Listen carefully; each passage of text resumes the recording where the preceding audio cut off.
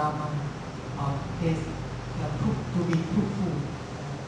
So truthfulness is what I call the innoblest to the observance of not to tell lies. So in other words, it's not enough that one abstain from telling lies. One should also develop this noble virtue or the innoblest of truthful.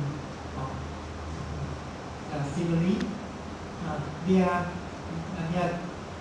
for each precept there's one innoblest. For example, the first precept undertake the training of the kill. So in the noble eightfold path, there's one affected right actions. So right action is to abstain from killing, to abstain from taking what's not given, to abstain from sexual misconduct. So these three abstentions correspond to the three precepts. The first precept undertake the training of the kill.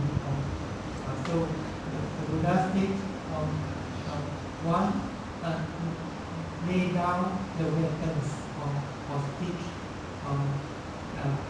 not to take the life of other beings. At the same time, one should develop loving kindness and compassion towards all beings.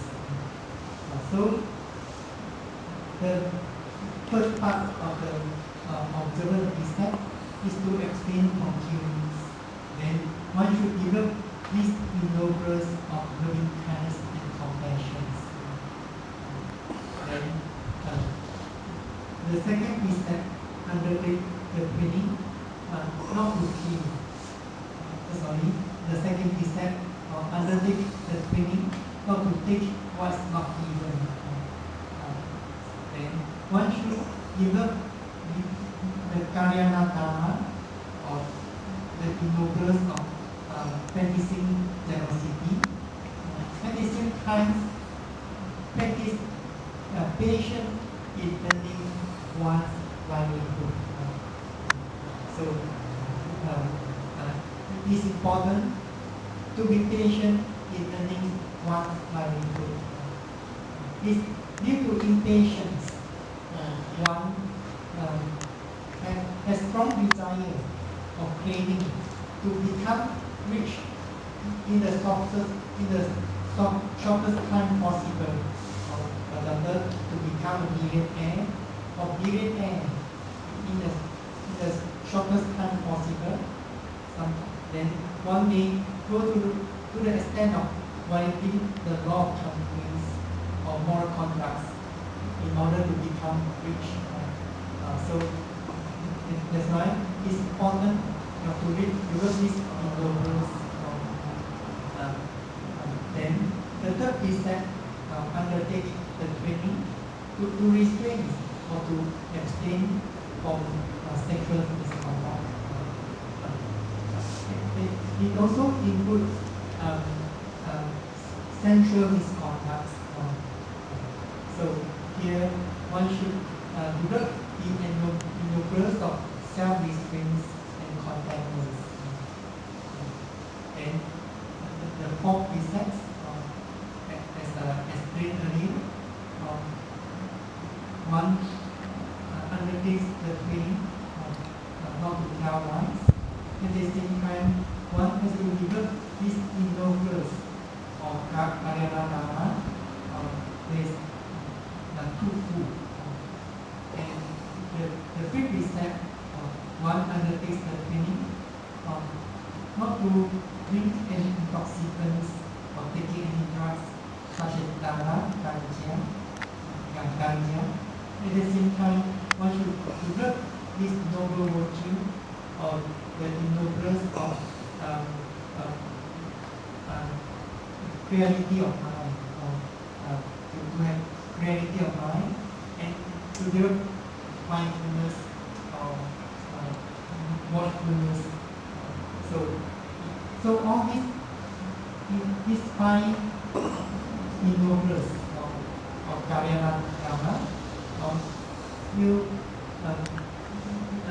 enable one to practice all these five ennoblers to achieve their spiritual goal, to become a global one. So in other words, by observing these precepts, one could overcome one's conflicts, not only inner conflicts, but conflicts in the society. For example, when one could observe the second precept well, at the same time could be patient in turning one's livelihood. Even if one cannot remove conflicts totally, one could reduce the conflicts or minimize the conflicts. So the problem of society, for example, sometimes is due to impatience,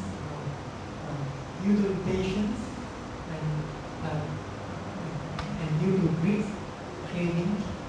That's why it may lead to the rising of the use of the society. For example, one of the biggest problems in society is corruption. Similarly, in the observance of practice, in the observance of 4 precepts, training oneself not to lie, not to tell lies, be truthful. So, the society, all the people in the society, all the people in the countries, or members of any organizations, or members of family, all of them can live in harmony because there's trust between them. But if the people in the society, or all the people in the countries, in whatever field they are, whether they are in the business, in the politics, or in other professions, or if the members of any organizations or members of the family are not truthful to each other, but they lie to each other. Then when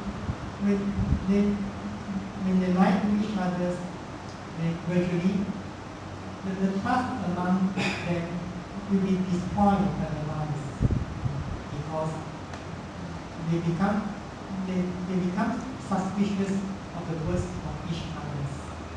So in this way, they could not live in harmony.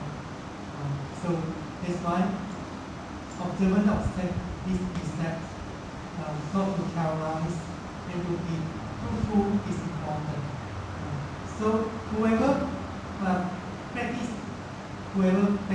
this or develop this noble virtue of truthfulness and not to tell lies, then this person will be able to live in harmony with others.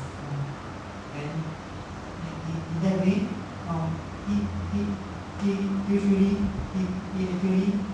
he or she is actually give the world the highest blessing, give the world a blessings, or we say a great gift, I mean gift of freedom from fear. So this at the same time, it also ennobles his character or the characters by being truthful. So all these can be because um, after they have after they have taken the refuge, they are, we can say that they have come near to the triple gems, or they have been drawn, near to the triple gems, Buddha, Dharma, Sangha. So that's why they're known as Upasaka, Upasika. So as a Upasika, Upasaka, Upasika, the first thing you have to observe is you have to train yourself to observe this moral conduct. Moral conduct. The basic moral conducts are the 5 precepts. So now you have to train yourself to observe these 5 precepts. So observing 5 precepts, it is the beginning of the training. These 5 precepts undertake the training, not to kill, or undertake the training, not to take what's not given, or undertake the training to abstain from misconduct in sensual pleasures, undertake the training, not to tell lies, undertake the training, not to take any intoxicants or drugs, such as dada, ganja, or that cause heedlessness. So as a upasaka, upasika, you have to observe these 5 precepts. Then at the same time, we say one also must have, if one does not have right livelihood, then one has to abandon the wrong livelihood. In the text, it mentioned that wrong livelihood, such as trading in intoxicants, trading in alcohol, trading in weapons, or engage in the slavery trade, this raising any livestock for the purpose of slaughtering or trading in meat. So these are what is called wrong livelihood. So as a upasaka, upasika, then you have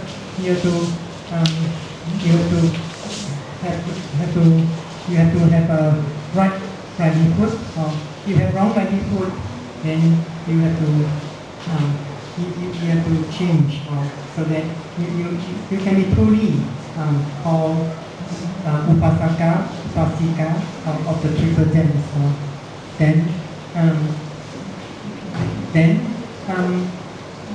as a lay followers of the triple gem, one also must have faith. One must have faith in the triple gem, in the teaching or the training leads to the enlightenment or cessation of suffering. Then one also must have confidence in the teaching of karma. So now you become upasaka, upasika. It's not right, it's not proper.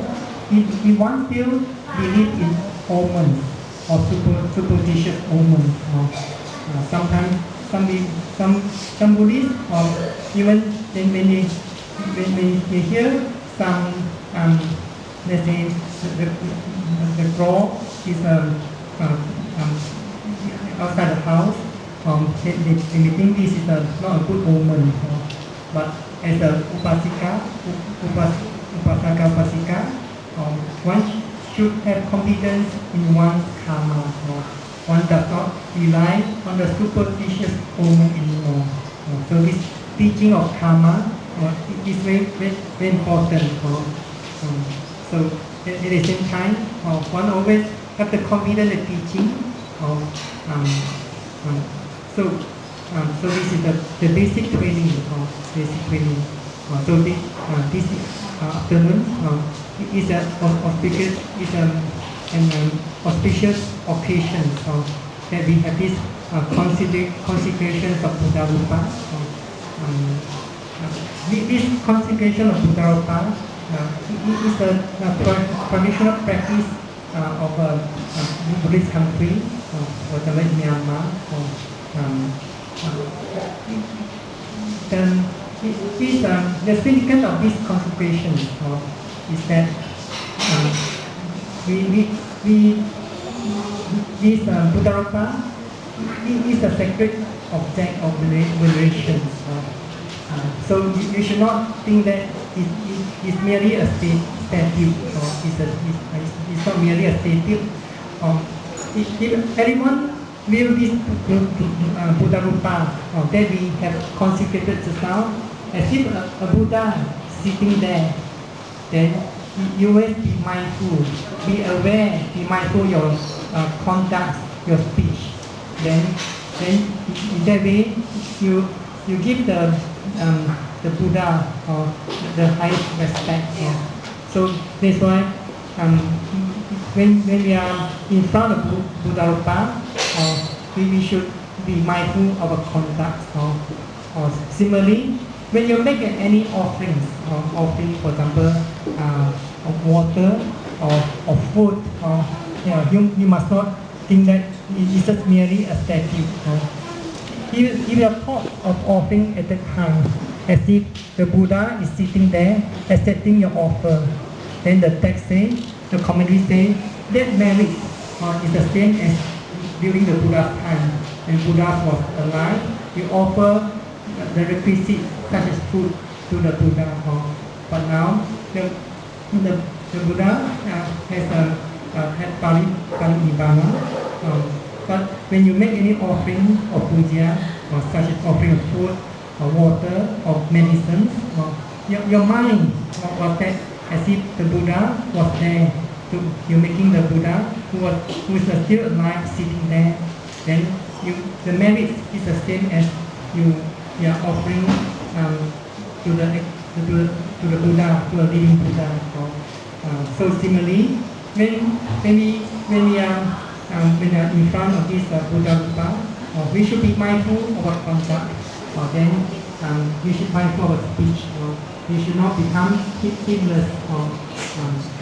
So now we have signified that the significance that as if now you have confidence, you are ready or willing to accept the teaching. That's why we invite the Buddha to come. We sort of making an invitation for the Buddha to the Buddha. We must always bear in mind that be mindful of our conduct is important. So as a basic training, you will observe the 5 precepts. And just now you chanted one of the discourses is Mangala Sutta. This is a discourse on the 8 blessings. It's also important to learn this teaching well. You could learn this teaching well at the same time practice it. Then definitely you accumulate a lot of merits at the same time. You could live in peacefully, harmony with others, and eventually realize the truth.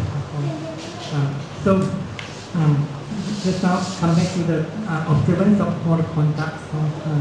So this observance moral conduct is also help us to live in harmony with others. The text says it helps us to live in harmony with the society, with any members of any organization. So if any members of organization if any organizations or any family, or take for example the first family, if the members of family are not honest to each other, they tell lies, or they lie to each other. When they are not honest, when they tell lies to each other, then gradually the trust among them will be destroyed by the lies. So when the trust is not there, then it's difficult for the members of the family to live with harmony. Similarly, in any organization or society, if lies is rampant, then there is no peace in that society or organization. That's why the text says, observance of all conduct help to establish harmony, or the first harmony, the first level of harmony, in harmony with society, with others, with your family members, or with any members of organization. Then when one could observe the moral conduct well, then the mind is free from guilt, or what called guilty feeling, or free from remorse. That observance of moral conduct is also in harmony, or observance of moral conduct is in harmony with the teaching of law of cause effect. In other words, the karma and its results. So these observance of moral conduct, such as 5 precepts, it's not really, it's based on the teaching. It's based on the teaching of the law of cause effect. The result, the karma, and its results. As you know, you do good, then you eventually you shall reap a good result or pleasant result. You commit evil that causes pain, suffering to others. Eventually, one also would experience pain, suffering. Then the most important, when you have opportunity to take up meditation or mental culture, mental training, observance of all conduct is important. The text says it brings harmony to the meditative mind. If one always commit unwholesome deeds or speech, then the meditative mind will not be free from remorse. The mind is full of remorse. It is difficult for the mind to concentrate well on the object of meditation. So similarly, for any society or any organization, for the members wish to live in harmony, the Buddha also thought of other qualities that should be cultivated. It's not only in society, it also applies to the family. On various occasions, the Buddha thought about this Saraniya Dharma, or Saraniya, that means the Dharma that promotes harmonious living, around the feeling of respect among each other. So this Saraniya Dharma is very practical, although the advice is given to the monks, but it's similar to those who have gone to the Buddha Dhammasaya for retreat, or who wish to live harmony, who wish to realize the Dharma. So these Saraniya Dharma consists of 6 kinds of practice. The first 3 is about the practice of metta. There's a metta in speech, then the second, metta in action. The third is a metta in thought. So we may learn about loving kindness meditation, but loving kindness is not only to be developed in the mind. We should be able to be translated in one's speech and deed. So the first three sarana dhamma is about the practice of metta. I just explained briefly metta and speech, avoiding harsh speech or speech or words that hurt the feelings of others. Avoid abusive speech and so on. Metta in actions, or then metta in thoughts. The fourth sarana dhamma, or dhamma that promotes harmony around the feeling of respect among each other, is the practice of jaga or jaga. Is quite similar. Is similar to generosity, or the willingness to share,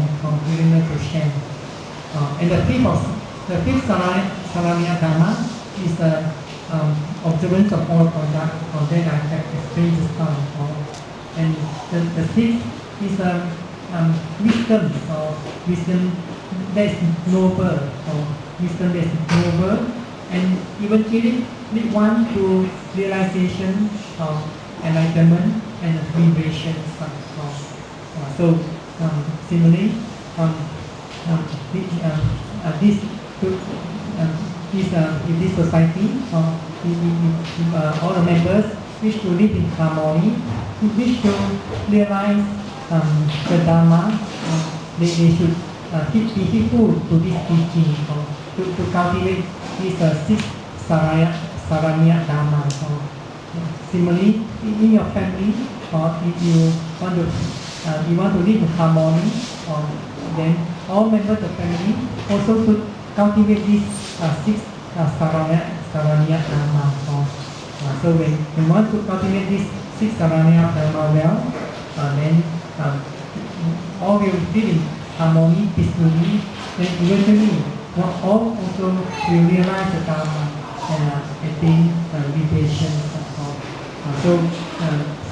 Some is six sarana dhamma, or sometimes it is some Buddhist organization adopt this sarana dhamma as their vision or their mission in their society.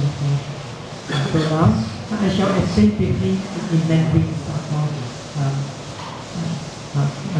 今天是一个吉祥的字吉祥的日子所以大家现在已经是如婆依如婆舍在巴黎文就是乌巴萨嘎为什么大家被称为如婆舍这是因为大家已经皈依三宝所以当一个人皈依三宝他会被称为乌巴萨嘎在巴黎文就称为如婆依如婆舍所以称为如婆依如婆舍我们可以说，因为他皈依他的心已接近三宝那么称为如婆依如婆舍一个最基本的训练就是必须持守戒或者说在生活上要遵守五戒这五戒就是不杀害生命之戒不偷盗之戒或者说不离取之戒不邪淫之戒不打妄语或是不说谎之戒也不饮酒也不饮用任何令人麻醉之物品之戒所以戒的遵守是非常重要那么身为如婆依如婆舍或者说是三宝的弟子那么他必须对三宝有信心那么他不应该再有邪命他必须有正命在经典说到邪命如买卖军火毒品奴隶等等这是邪命所以一个人必须要有正命那么一个人不再有迷信迷信某些征兆他他完全